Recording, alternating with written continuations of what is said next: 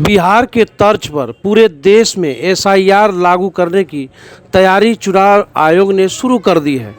क्या होगा एसआईआर में और बिहार में किस तरह से हुआ था एसआईआर का काम, तो आइए डिटेल में हम मीडिया के हवाले से आपसे बात कर रहे हैं कि एसआईआर लागू होने के बाद पूरे देश में किस तरह से निर्वाचन आयोग जो है मतदाता सूची में बदलाव लाएगा।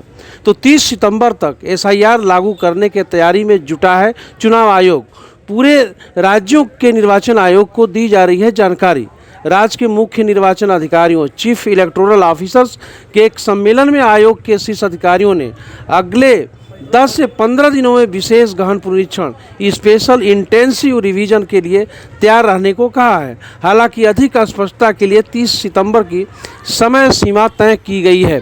इसके लिए प्रदेश के विभिन्न जिलों में जो निर्वाचन अधिकारी हैं वो अपने तौर पे बीएलओज और सुपरवाइजर की बैठक करना शुरू कर दिया है। चुनाव आयोग ने राज्य केंद्र शासित प्रदेशों को 30 सितंबर तक विशेष गहन परीक्षण के लिए तैयार रहने को कहा है। यह बात इस बात का संकेत है कि चुनाव आयोग अक्टूबर-नवंबर की शुरुआत में मतदाता सूची को लेकर काम शुरू कर सकता है। कई राज्यों ने पिछली एसआईआर के बाद प्रकाशित मतदाता सूचियों के आधिकारिक वेबसाइटों पर उपलब्ध भी कराया है। निर्वाचन आयोग ने मीडिया के हवाले से बताया है कि सभी राज्यों और केंद्र शासित प्रदेशों के निर्वाचन अधिकारियों को 30 सितंबर तक विशेष गहन पुनरीक्षण स्पेशल इंटेंसिव रिवीजन के लिए तैयार रहना है। आयोग का यह निर्देश इस बात का संकेत है कि अक्टूबर-नवंबर की शुरुआत में मतदाता सूची को दुरुस्त करने का काम शुरू हो जाएगा। अधिकारियों के अनुसार इस महीने की शुरुआत में राज्य के मुख्य निर्वाचन अधिकारियों चीफ इलेक्टोरल ऑफिसर्स के एक सम्मेलन में आयोग के शीर्ष अधिकारियों ने उन्हें अगले 10-15 दिनों में एसआईआर के लिए तैयार रहने को कहा है। हालांकि अधिकाधिक स्पष्टता के लिए 30 सितंबर की समय सीमा तय की गई है। राज्य के मुख्य निर्वाचन अधिकारियों को निर्देश दिया गया है कि वे पिछली एसआईआर के बाद प्रकाशित अपने राज्यों की मतदाता सूची को तैयार रखें। कई राज्यों के मुख्य निर्वाचन अधिकारियों ने अपनी पिछली एसआईआर के बाद प्रकाशित मतदाता सूचियां पहले से ही वेबसाइटों पर डाल रखी हैं। ज़्यादातर राज्यों में 2002 से 2004 के बीच के एसआईआर, अधिकांश राज्यों में अंतिम एसआईआर 2002 से 2004 के बीच हुआ था और उन्हें वर्तमान मतदाताओं का मिलान पिछले गहन पुनरीक्षण के अनुसार लगभग पूरा कर लिया है। आयोग ने कहा है कि बिहार के बाद पूरे देश में एसआईआर लागू किया जाएगा। असम, केरल, पांडुचेरी, तमिलनाडु और पश्चिम बंगाल विधानसभा का चुनाव 2026 में होना है। अब आप ये भी जान लें कि किस तरह के दस्तावेज हमें रखना होगा जब एसआईआर का काम शुरू होगा।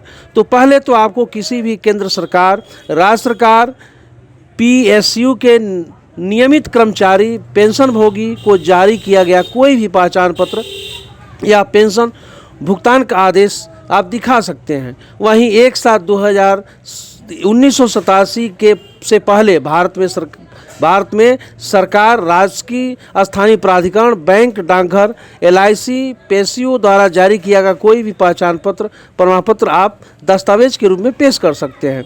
वहीं तीसरा, सक्षम अधिकारी द्वारा जारी जन्म प्रमाण पत्र भी मान्य होगा।